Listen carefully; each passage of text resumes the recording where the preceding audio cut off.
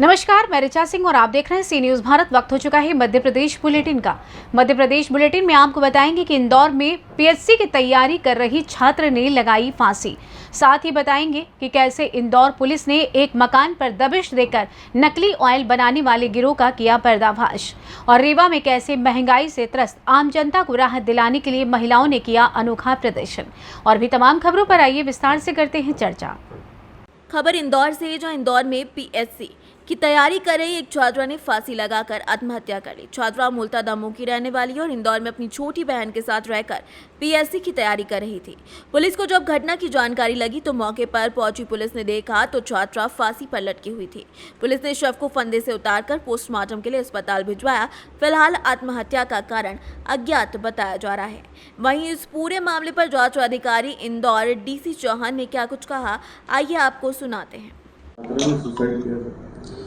भोरकुआ थाना क्षेत्र में ये एक मर्ग सामने आया है जिसमें एक लगभग 22-23 साल की युवती है जिसने फांसी लगाकर आत्महत्या करी है। युवती दमोह की रहने वाली है, यहाँ पर पढ़ाई करने आई थी, पीसीएस की तैयारी कर रही थी। अभी आत्महत्या करने का कारण सामने नहीं आया है, परिजनों से पूछताछ की जा रही है, मर्ग में जांच की जा रही है। जैसे ही दूसरे कारण आते हैं और अगर कोई संज्ञेय अपराध की सूचना मिलती है तो उसमें मामला पंजीबद्ध किया जाएगा, आगे वैधानिक कार्रवाई की जाएगी। इंदौर से सी न्यूज संवाददाता सुरेश बैरागी की रिपोर्ट। खबर इंदौर से, जो इंदौर पुलिस ने एक मकान पर दबिश देकर नकली ऑयल बनाने वाले गिरोह का पर्दाफाश करते हुए मुख्य आरोपी सहित 4 आरोपियों को गिरफ्तार किया है। मौके से 2 ड्रम नकली ऑयल, 2 पेटी पैक नकली ऑयल, ब्रांडेड ऑयल कंपनी के स्टिकर और पैकिंग का अन्य सामान जब्त किया गया है। फिलहाल पुलिस आरोपियों से पूछताछ कर रही है। इस पूरे प्रकरण पर जांच अधिकारी डीएस चौहान का क्या कुछ कहना है, आइए आपको सुनाते हैं। सर, भोरकुआ थाना क्षेत्र में कार्रवाई की गई है नकली ऑयल बनाने। भोरकुआ थाना क्षेत्र अंतर्गत ट्रांसपोर्ट नगर में एक मामला सामने आया है जिसमें मैग्नम ऑयल करके एक कंपनी के निर्माता थे जो इस ऑयल की आड़ में कैस्ट्रॉल और अन्य ब्रांडेड कंपनियों के ऑयल की जो पर्चे होते हैं और ऑयल बनाकर बेचे जा रहे थे। इसकी शिकायत मिलने पर तस्दीक करने के उपरांत में 420 और कॉपीराइट एक्ट के अंदर में मामला पंजीबद्ध किया गया है। इसमें फिलहाल अभी 3 आरोपी हैं। इसमें आगे और अन्य लोगों से पूछताछ करके पता किया जा रहा है कि कहाँ पर ये पर्चे प्रिंट करवाए जाते थे और कहाँ से ये बाकी सामान लेके आते थे। उस हिसाब से आरोपियों की संख्या बढ़ाई जाएगी और आगे वैधानिक कार्रवाई की जाएगी। कितने का माल बरामद किया है? इसमें अभी लगभग 6-7 सालों से ये काम लगातार करते आ रहे थे, काफ़ी टाइम से करते आ रहे हैं। इस कारण से इन्होंने काफ़ी मात्रा में काम किया है। इसमें अभी भी प्रकरण में जांच जारी है और आगे जानकारी आ रही थी। इंदौर से सी न्यूज संवाददाता सुरेश बैरागी की रिपोर्ट। खबर इंदौर से, जो राजेंद्र नगर थाना क्षेत्र में एक युवक ने अपनी पत्नी की बेवफाई से नाराज होकर 4थी मंजिल से कूदकर अपनी जान दे दी। बताया जा रहा है कि मृतक ने अपनी पत्नी को उसके प्रेमी के साथ देख लिया था। दरअसल 10 साल कोई व्यक्ति अपनी पत्नी से इतना प्यार करेगा, कोई सोच भी नहीं सकता था। इंदौर के राजेंद्र नगर थाना क्षेत्र का मामला है, जहां भीमनगर मल्टी के रहने वाले नगीन कहराटे ने 4थी मंजिल से कूदकर अपनी जान दे दी। मृतक अपनी पत्नी के अवैध संबंध को लेकर कुछ दिनों से काफी परेशान चल रहा था। मृतक नगीन खर्राटे को उसके दोस्तों ने बताया कि पत्नी का किसी और के साथ प्रेम प्रसंग चल रहा था, जिस कारण नगीन कुछ दिनों से डिप्रेशन में चल रहा था। वहीं शुक्रवार रात अपनी पत्नी के साथ 10 साल रहने के बाद पत्नी की बेवफाई से नाराज नगीन ने 4थी मंजिल से कूदकर अपनी जान दे दी। सर, ये घटनाक्रम इस कदर हुआ अभी 15 दिन पहले ये घटना घटी थी कि मेरे भैया ने कुछ देख लिया था और उसके बाद में देखने के बाद में ये समझाने गए थे, ये इसको मारने आए। मारने के बाद में इसको चमकाने आए। फिर इनने मेरे को बताया, मैं उनके घर गया समझाने। तो मैं समझाने गया तो साहब ये मेरे ऊपर भी 6-7 जने लेके आई, वो भाई उसकी माँ। अच्छा।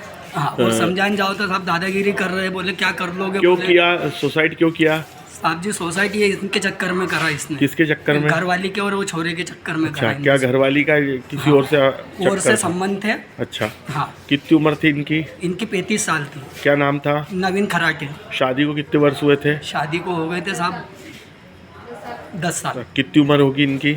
इनकी उम्र होगी 35 की। अच्छा, क्या काम करते हैं ये पेंटर का काम करते हैं। रहने वाले कहाँ के हैं ये राजेंद्र नगर भीमनगर मल्टी। अच्छा, ठीक है। कितने बच्चे इनके? 3। ठीक है। आपका नाम? पंकज। आप क्या लगते हो उनके? उनके बड़े भैया। नगर थाना क्षेत्र में, क्या नाम आपके सामने है? नवीन पिता शिवराम खराटे, कितनी उम्र है? 33 साल। क्या काम करते हैं सर ये कुछ? मजदूरी करता था। क्या करता था? पुताई का काम करता क्या था। कारण रहा सर सुसाइड करने का? अभी तो छत से गिरना बताया है। छत से नशा करता था, है ना। तो शरीर में छत से कूदने पर शरीर में चोट लगने से। ठीक सर, आपका शुभ नाम? मेरा नाम ASI महेश श्रीवास्तव, थाना राजधानी।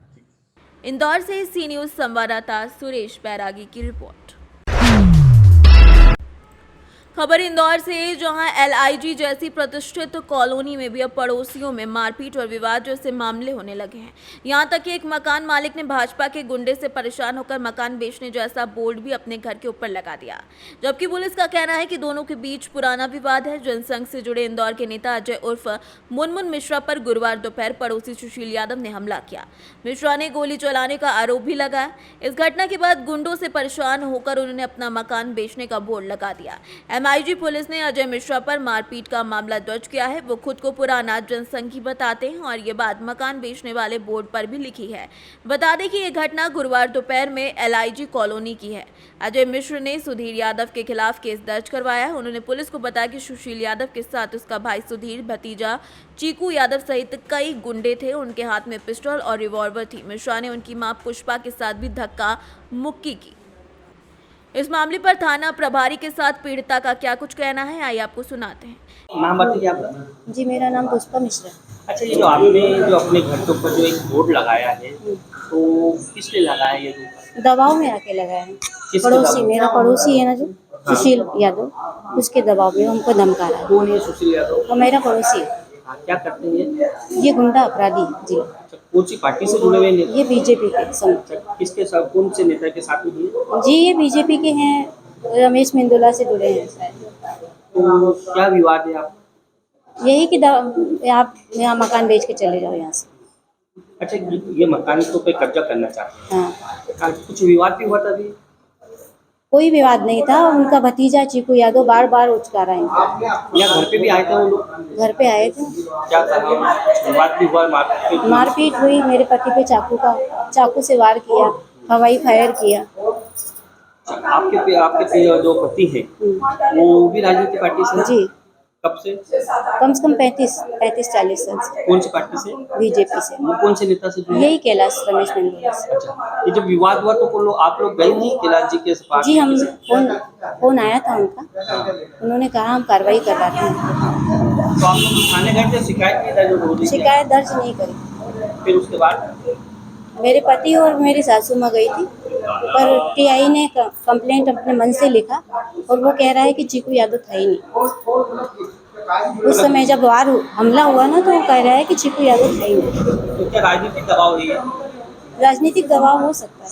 तो आपके भी पति तो राजनीतिक पार्टी से? जी, राजनीतिक में, लेकिन वो अभी चीकू यादव महामंत्री के इसमें पद में है, किसी के पद में है। अच्छा, आपने जो लिख रखा है कि बीजेपी पोषित गुंडों से? जी, उन्हीं के हैं ना समर्थक, बीजेपी के जो समर्थक हैं। आप भी बीजेपी से हो, जी। फिर भी जो सुनवाई नहीं हो रही, क्या कहना चाहेंगे सरकार से आप?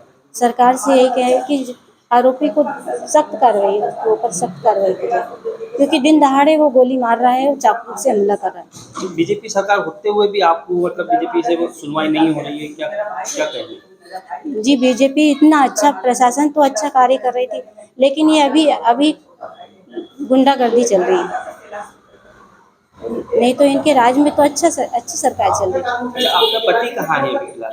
जी, इलाज करवा रहे हैं। जो घायल हुए थे? हाँ, काफ़ी गंभीर चोट आई है उनको सिर को, अभी इलाज करवाने गए। तो अभी ये मकान आपने खाली करके जा चुके हैं, ताला डाला है, क्या बेचना चाहते हैं? जी, हम यहाँ से डर के चले गए। मेरे पति को भी मैंने यहाँ से हटा दिया, क्योंकि वो फिर से उन्हें धमकी दी कि तेरे पति को मार डालूंगा मैं आज की तारीख में, जिस दिन विवाद हुआ। आपका नाम बता दें। जी, मेरा नाम पुष्पा मिश्रा।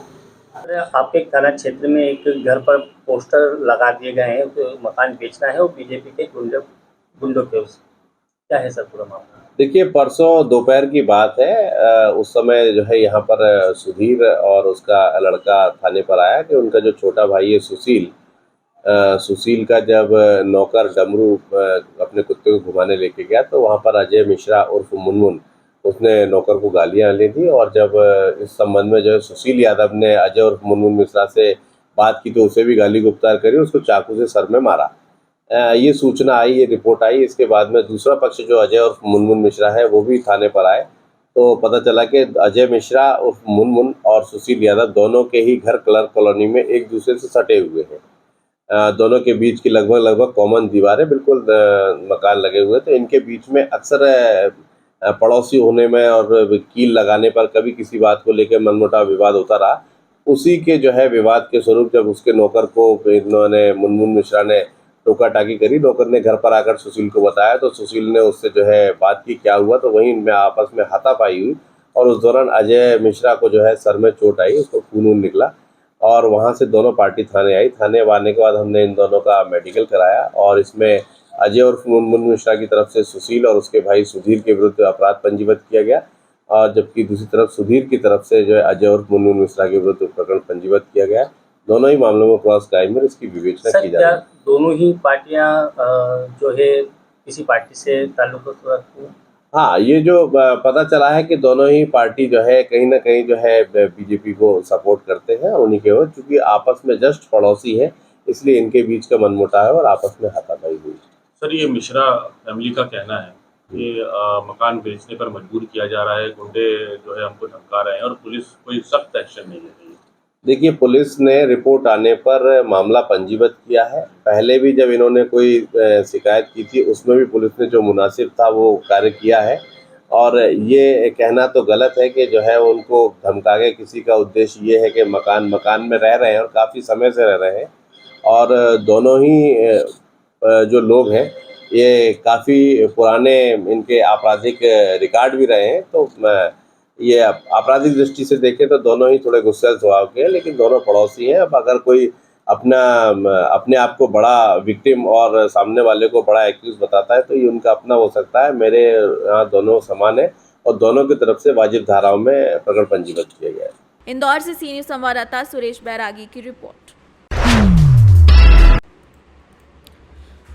खबर रीवा से है, जहां पर महंगाई से त्रस्त आम जनता को राहत दिलाने के लिए महिलाओं ने अनोखा प्रदर्शन किया। आसमानी छूती हुई सब्जियों के दाम ने आम जनता की कमर तोड़ दी है। टमाटर के दाम 200 के लगभग पहुंच गए हैं, जिससे जनजीवन अस्त व्यस्त हो गया है।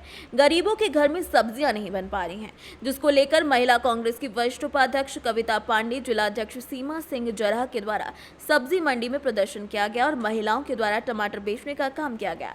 प्रदर्शन में सैकड़ों की संख्या में महिलाएं उपस्थित रहीं। वहीं कविता पांडे ने तंज कसते हुए मोदी और शिवराज सरकार की आलोचना भी की।